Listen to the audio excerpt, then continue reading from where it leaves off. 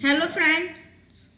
तो आज हम स्टार्ट करने वाले हैं क्लास 9 साइंस के चैप्टर नंबर 11 को। जो हमारा चैप्टर नंबर 11 है उसे स्टार्ट करने वाले हैं। तो इस चैप्टर का नाम है कार्य तथा ऊर्जा। तो आज हम पढ़ने वाले हैं कार्य तथा ऊर्जा को। पहला है इसमें उन सभी क्रियाओं को जिसमें बल लगाने पर वस्तु की स्थिति में परिवर्तन हो जाए अर्थात वस्तु विस्थापित हो जाए उसे वैज्ञानिक दृष्टि से कार्य कहते हैं। इसे समझते हैं कि कार्य किसे कहते हैं। तो आपको अपनी स्क्रीन पर एक ये पेज दिख रहा होगा। तो इसमें हम स्टार्ट करते हैं। तो इसमें कहा गया था जब किसी वस्तु पर यानी कि मान लो ये कोई ऑब्जेक्ट है, अगर इस पर किसी भी प्रकार का बल लगाया जा रहा है और ये यहाँ से उठकर यहाँ पर पहुँच जाए तो इसमें कार्य हुआ है। इसमें क्या हुआ है? कार्य हुआ है। लेकिन अगर वहीं कोई भी मानव है और उसके सिर पर एक बहुत भारी सा गट्ठर रखा हुआ है, अगर वो कितनी भी देर तक खड़ा हुआ रहे और अपनी स्थिति चेंज ना करे, अपनी स्थिति को चेंज ना करे, तो उस वस्तु में कोई भी कार्य नहीं होगा। मतलब कोई भी कार्य वहां पर नहीं माना जाएगा वैज्ञानिक दृष्टि से। आगे बढ़ते हैं।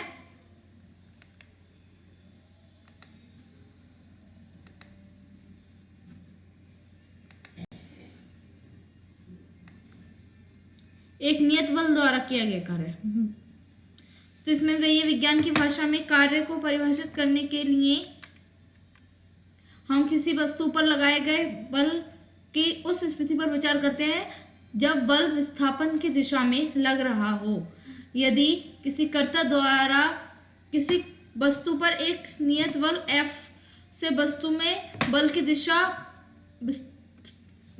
में विस्थापन हो, यानी कि जो चित्र में हमने देखा था, और उस स्थिति में किया गया कार्य W है, तो किया गया कार्य इक्वल टू होता है बल गुणनफल होता है बल की दिशा में विस्थापन, यानी कि W इक्वल टू Fs।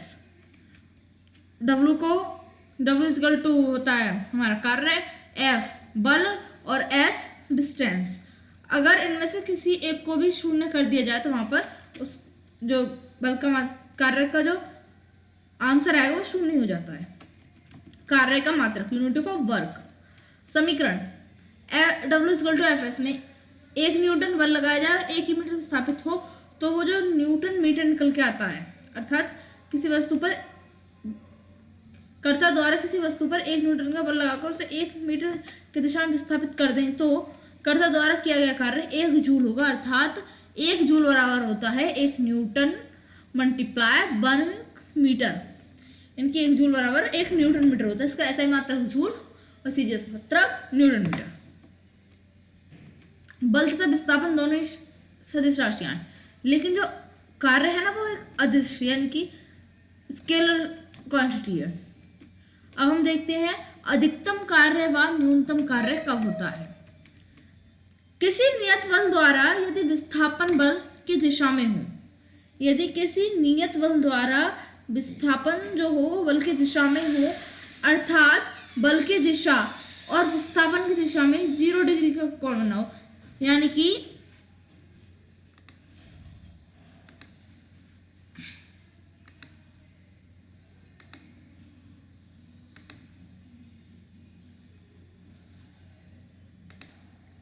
तो हमने रीड करा इसमें क्या, यदि किसी नियत बल द्वारा यदि विस्थापन बल की दिशा में हो, नियत बल द्वारा जो विस्थापन हो बल की दिशा में हो।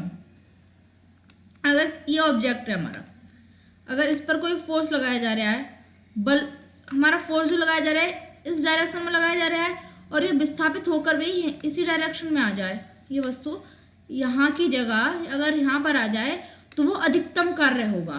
अब देखते हैं हमारा न्यूनतम कार्य कब होगा।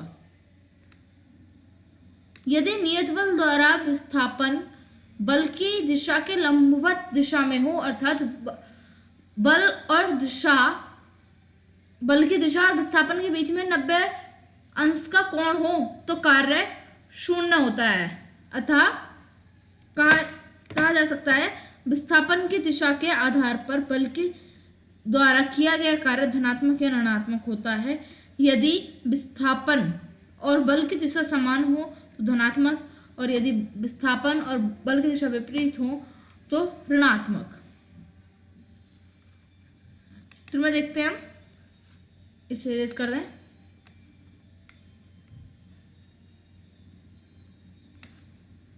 देखें, अगर ये ऑब्जेक्ट है हमारा, हमने 90 अंश का कोण बना तो हम पर 0 होगा।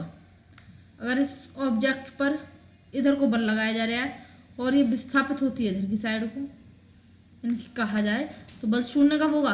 अगर कोई भी एक प्राणी है, मान लीजिए एक प्राणी है ये, फिर कोई मनुष्य है, इसके सिर पर कोई भी वो लग रहा रखा, कोई गट्ठर सा है, ये बल तो ऊपर की साइड लगा रहा है, लेकिन विस्थापन, बल लगा रहा है इधर की साइड, लेकिन विस्थापन और विस्थापित हो रहा है ऊपर की साइड, तो इसलिए इसका जो मान होगा वो 0 के बराबर ही होगा। इसलिए सबसे अधिक जो कार्य होगा वो जब होगा जब बल और विस्थापन की दिशा समान हो, यानी कि जिस अगर इधर की साइड ही बल लग रहा है तो विस्थापन भी इधर की साइड ही होना चाहिए।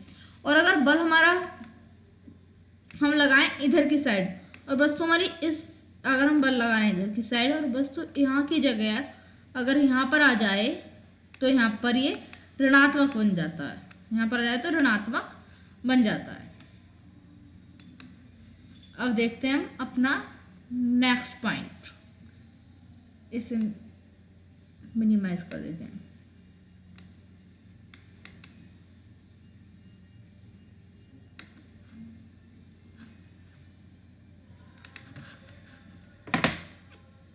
क्वेश्चन है एक, हम कब कहते हैं कि कार्य किया गया? अब तक जो हमने पढ़ा उसमें से क्वेश्चन है कि हम कब कह सकते हैं कि ये कार्य है?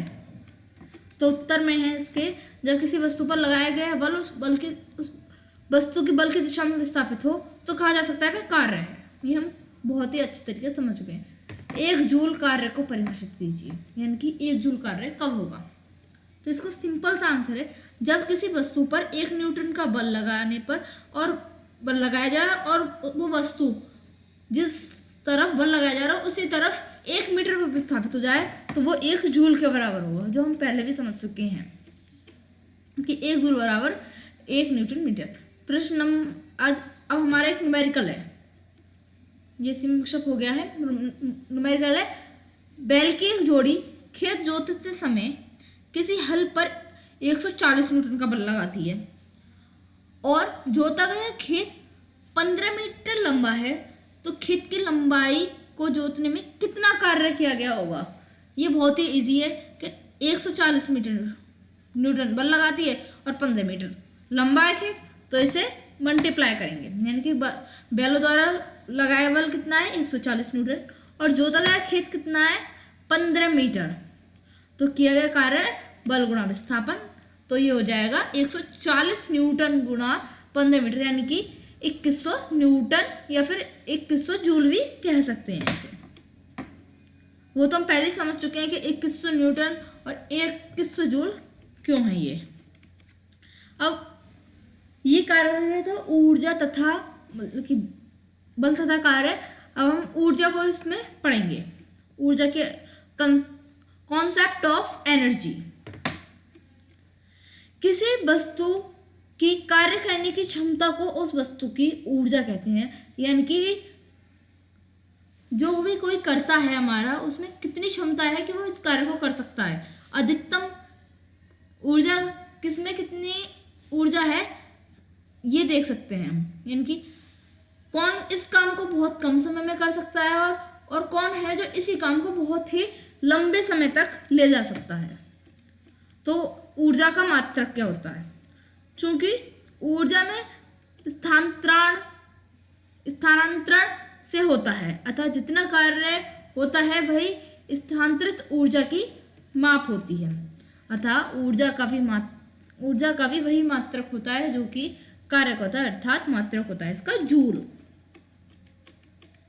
अब ये 2 प्रकार की है, इसमें 9th के सिलेबस में काइनेटिक एनर्जी यानी कि गतिज ऊर्जा पहले नंबर पर है। प्रत्येक गतिशील वस्तु में उसके गति के कारण करने की जो क्षमता उत्पन्न होती है उसे गतिज ऊर्जा कहते हैं।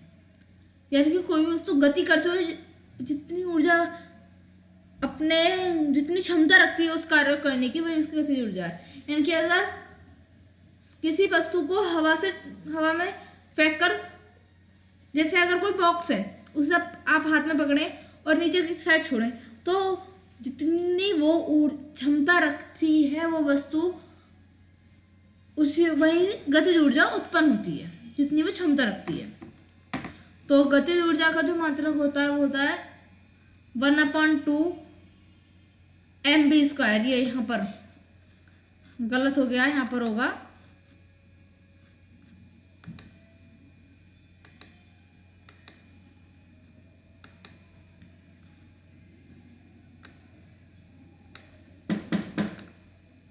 यहाँ पर, इसे रेस करते हैं और दोबारा से लिखते हैं इसे।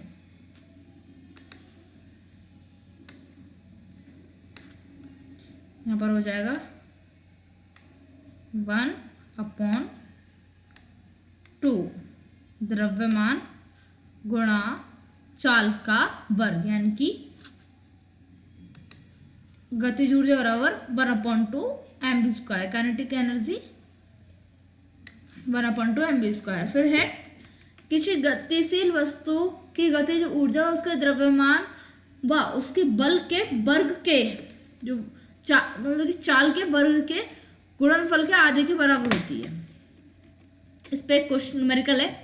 15 किलोग्राम द्रव्यमान की कोई वस्तु 4 मीटर पर सेकंड, यहाँ पर मीटर पर सेकंड क्यों आया है? क्योंकि जो हमारा चाल का या वेग का जो मात्रक होता है वो मीटर पर सेकंड है। ये एक समान वेग से गतिशील है, तो उस वस्तु की गतिज ऊर्जा ज्ञात करें। तो बहुत ही सिंपल क्वेश्चन है कि उस वस्तु के में और कुछ ज्ञात नहीं करना है, सिर्फ गतिज ऊर्जा ज्ञात करनी है। हमने क्या सूत्र पढ़ रखा है? 1/2 mv²। तो उसी सूत्र में हम इन सभी को पुटअप कर देते हैं।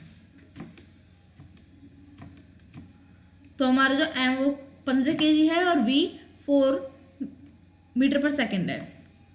सूत्र द्वारा 1/2 mv² से 1/2 यहाँ पर आ गए 15 किलोग्राम, और अगर हम 16 लिखते तब भी कोई बात नहीं है, हमने डबल बार मल्टीप्लिकेशन कर दी है 4 की, तो इसमें आएगा, तो 2 से भी काटो इसे, तो यहाँ ये 2 से कट जाएगा 2 बार। कितनी बार? 2 बार। 5 दूनी 30, यहाँ पर बहुत ही जल्दी आ गया, यहाँ पर हो गया 15 दूनी 30, क्योंकि 1 2 बचा, और मल्टीप्लाई 4, क्योंकि हमने सिर्फ 2 से एक ही 4 कटा है, एक 4 हमारा भी है, तो अब हो जाएगा 3 चौक 12 और 0 को 0, तो हो गया 120 जूल। नेक्स्ट पॉइंट, स्थितिज ऊर्जा यानी कि potential energy, kinetic energy, potential energy. वस्तु अपनी स्थिति अथवा तनाव की अवस्था, स्टेट ऑफ स्ट्रेन के कारण भी कार्य कर सकती है। किसी वस्तु में उसकी स्थिति अथवा विकृत अवस्था के कारण जो ऊर्जा होती है उसे ही हम स्थितिज ऊर्जा कहते हैं। वस्तु की गुरुत्वीय स्थितिज ऊर्जा का जो मात्रक होता है mgh। क्या मात्रक होता है इसका? mgh। कह सकते हैं हम Pe बराबर mgh। अब अतः हमारा ऊर्जा रूपांतरण के व्यवहारिक उपयोग, यानी कि particle use of transformation of energy. अभी हमने गतिज ऊर्जा तथा स्थितिज ऊर्जा के विषय में जानकारी प्राप्त की। क्या स्थितिज ऊर्जा है और क्या गतिज ऊर्जा है? किसी वस्तु की गतिज ऊर्जा तथा स्थितिज ऊर्जा के योग को उस वस्तु की यांत्रिक ऊर्जा कहते हैं। अब अगर हमारा क्वेश्चन ये बन जाता है कि यांत्रिक ऊर्जा किसे कहते हैं, तो अगर हम स्थितिज ऊर्जा और गतिज ऊर्जा को ऐड कर दें तो हमारा यांत्रिक ऊर्जा में प्राप्त हो जाता है। ऊर्जा का संरक्षण, कंजर्वेशन ऑफ एनर्जी, ये काफी बार पूछा जाता है। क्या ऊर्जा का संरक्षण यानी कि कंजर्वेशन ऑफ एनर्जी क्या है, इसको समझते हैं। विश्व की संपूर्ण ऊर्जा का परिणाम स्थिर रहता है, यही ऊर्जा संरक्षण का नियम कहलाता है। क्या विश्व की संपूर्ण ऊर्जा का परिमाण जो होता है वो स्थिर रहता है, और उसे ऊर्जा संरक्षण का नियम कहते हैं। ये हो गई किताबी भाषा। लेकिन हम अपनी डेफिनेशन में से पढ़ते हैं। ऊर्जा केवल एक रूप से दूसरे रूप में रूपांतरित हो सकती है, ना कि इसकी उत्पत्ति या विनाश किया जा सकता है। इनकी जो ऊर्जा है हमारी, उसको हम रूपांतरित तो कर सकते हैं, यानी कि उसका रूप तो बदल सकते हैं, गतिज ऊर्जा से स्थितिज ऊर्जा में बदल सकते हैं, लेकिन कभी भी उसे ना उत्पन्न कर सकते हैं और ना ही नष्ट कर सकते हैं। उसी को हम स्थितिज ऊर्जा कहते हैं। तो ये था हमारा पार्ट 1 इस लेसन का। ये था हमारा पार्ट 1। अब सेकंड लेसन में हम पढ़ेंगे शक्ति या फिर सामर्थ्य। उसको हम पढ़ेंगे अपने नेक्स्ट पार्ट में। तो जब तक के लिए बने रहें चैनल पर। वीडियो अच्छी लगी हो तो इसे लाइक और शेयर करें। मिलते हैं अगले वीडियो में। जय हिंद, जय भारत।